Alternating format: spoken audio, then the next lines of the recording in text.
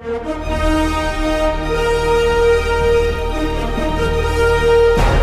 it an epic or epic failure? The Big Review. Movies, games, and TV in focus. Pulse95. The hour has finally come. We are going to be talking about Spider-Man No Way Home. And even though usually our reviews are spoiler-free when it comes to movies, but we decided that it's going to be a little bit hard to do that with Spider-Man. Again, usually with all Marvel movies, any of our previous reviews, when it comes to movies in particular, they're usually spoiler-free. But we need to go deep into spoiler territory. So, fair warning in 5, 4, 3, 2, 1. Okay. First off, the experience to the theater. This is one of the more exciting moments I've had this year. You know, everybody coming in for the big reveals because this movie carried some of the worst kept secrets. Oh, yeah. Was Andrew Garfield, was Toby gonna be in this movie?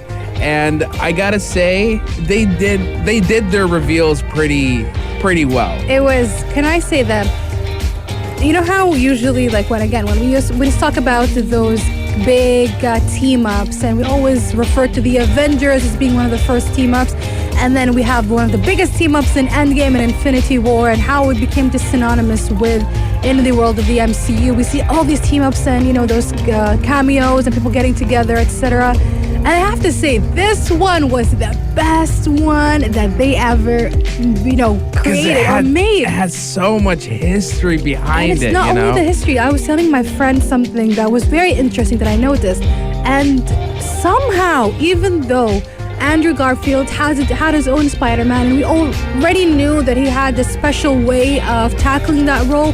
Same goes for Tobey Maguire and his Spider-Man, and again, Tom Holland and his Spider-Man, and how they're very different.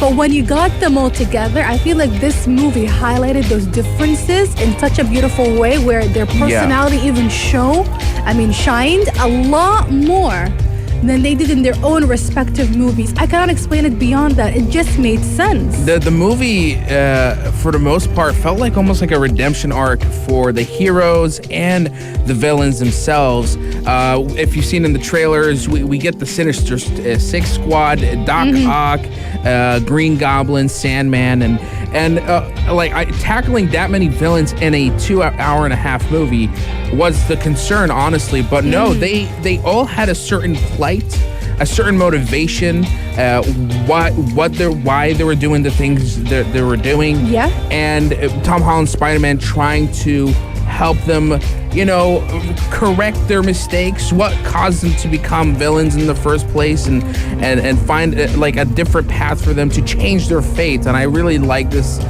premise of the movie. Exactly. And the thing is, like, when we were initially, like way back, when we were looking at both Spider-Man No Way Home and we were looking at Doctor Strange Multiverse of Madness, we knew that it was going to deal with the multiverse, and something has to have been happening in Spider-Man that will cause big consequences for Doctor Strange, but we couldn't really fathom, like, how was that gonna work? How was that gonna happen? But then when we saw the premise was Spider-Man was being his usual, nice self, Peter Parker, who is one of the nicest people around, is just being himself, his innocent self, where he wants everybody to get along and everybody get a second chance. I was like, that makes a lot of sense. And that also highlighted Tom Holland's version of Peter Parker as well, as a literal child, even though he's going into college and whatnot, but an actual child who's trying his best to save everyone like an actual hero, just like they said, your friendly neighborhood Spider-Man. This was a movie that honestly was a little bit more darker because there was a lot of conflict that Tom Holland's Spider-Man had to deal with. His actions have caused severe consequences, and he's trying his best to resolve them, but things transpire, things just spiral out of control. And it almost feels like I'm watching the origin, almost like an origin story of Tom Holland becoming the Spider-Man. Because the last two movies, he felt like he was, Spider-Teen or Spider-Boy. He was still very young and inexperienced. He's learning the ropes. With this movie, this movie is what truly transformed him, and I was shocked. This and they did it in such a tremendous way, especially with the element of the multiverse and other Spider-Man being there and telling them that this is just part of the path of being Spider-Man, being a hero, you know? And you just have to grow into it. And it's like, oh my God, it's so beautiful. Let's just say that I was tearing up throughout most of that movie. It was spectacular. It was insane. It was beautiful. And we're not done talking about Spider-Man No Way Home. So stay tuned and stay locked to Pulse95 to listen more. And also, as usual, join in the conversation 4215 Itisalat Urdu. We'd love to hear about your own opinion. We've got our lovely Hind giving us everything, all the details about her feelings and opinions about that movie. So join Hind and join the rest of you guys. 4215. Once again, Itisalat Urdu. We're going to continue our review of Spider-Man No Way Home. Pulse95. All right, let's continue our review of Spider-Man No Way Home that is filled with spoilers. So if you have not watched it yet, we think that you should be gone just a little bit for the next 5-10 minutes and then come back and tune into the afternoon karak. We've got a lot to talk about later on in the hour, but for now, Spider-Man No Way Home, and we've just been going on and on and on about how amazing that movie is. And to be honest, as much as I'm trying to look for a fault, I can't. It hit the right amount of nostalgia. Even though usually when it comes to Sam Raimi's Spider-Man and Tobey Maguire, I often say that people who claim that he is the best Spider-Man are hinging on that nostalgia. And that is the truth. You know, maybe he is your favorite Spider-Man, but more often than not, in my opinion, Tom Holland's usually considered one of the best Spider-Man depictions on the TV. After watching this movie, yes, my opinion changed. Exactly. But then when I saw Tobey Maguire as an older Spider-Man, that was just beautiful. It was just perfect. It was just something about him, especially since it's basically because the movie came out all the way back in the early 2000s, and to us, you know, when a trilogy or a movie ends, we kind of suspend our, the narrative, and we're like, okay, that ended. But what this insinuated when we saw Sam Raimi's Spider-Man, Tobey Maguire, and we saw Andrew Garfield, it just basically said that even though you forgot about the Spider-Man story, Spider-Man went on to live on and continue his life. Yeah. And it's just very beautiful. It's like, even though the movie ended a long time ago, Spider-Man was still Spider-Man. Spider-Man was still doing his Spider-Man things. It gives this heartwarming closure. Exactly. To a lot of the nostalgia you probably had for those past movies. Mm-hmm. And people complain about fan service, but in this movie, yes, there is a lot of fan service, but it feels justified. Exactly. And it feels the exact right amount. If they had cut out any of those dialogues, it wouldn't have been as good or as special. It just made sense. Yeah, exactly. It was the right amount. There was a reference about being amazing Spider-Man. There was a reference about the back. I'm a scientist, but myself.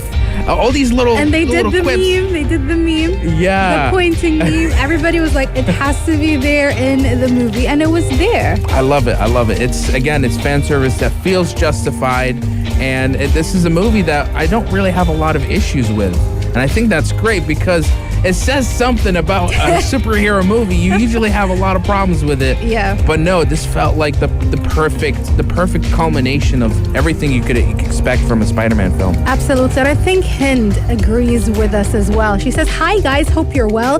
Oh yes, thank you for allowing me spoilers today. Just a bit of spoilers, so not a lot of them. We did not mention some bigger parts that we need to talk about in a bit. I've been dying to talk about it since Thursday. I understand. I'm sorry about that, Hind. We needed to give everybody some time, including myself, to watch it over the weekend. No Way Home was absolutely amazing. It is an endgame level movie. We agree. And it's definitely in my top 3 favorite Marvel movies. I agree as well. Mm-hmm. Tom Holland was spectacular. His best performance out of all 3 Spider-Man movies. Also agree. I lost it when I saw Andrew Garfield and then Tobey. It's just what I needed. Love the relationship between him and his friends. Love the surprises and twists. I've already seen it twice and planning to go a 3rd time. Only makes sense. 3 Spider-Man movies. 3 times to watch it. That's how much I love this movie. Thank you so much. Much love, hint. P.S. Spoiler. Post-credits scene, the second one, and the Doctor Strange teaser trailer was a cherry on top of it all. Yes. Oh, it's about that post-credit scene. I honestly found it a huge relief. It implies that Sony's world of Spider-Man won't be entirely as connected as you thought. Yes, but still it kind of is giving reasons, or at least giving us hints about what to expect in the future with the upcoming Spider-Man iterations, whether it's the TV show that was hinted at or also the trilogy. The trilogy is going to be coming out very soon, as according to Kevin Feige, they're well on their way writing up what's going to be happening in Spider-Man 4. And again, just to wrap it all up, I have to say that, you know how we always spoke about that now that he lost Iron Man, he lost Tony Stark, he doesn't have that guide for him anymore. And we thought that perhaps Happy will be that person for him. But in a beautiful twist, it turned out to be Spider-Man was his own guide through the other Spider-Man, that is Tobey Maguire Spider-Man and also Andrew Garfield Spider-Man. They gave him just the right amount of push and basically told him that, like you said, Mikhail, that this is what it's like to be Spider-Man. You have to go through the bad and through the good. At the end of the day, you still have to believe in that goodness within you, and to basically, they more or less encourage that innocence within him, that is the right thing. Always take the right path. Do not take the path of revenge the way they did.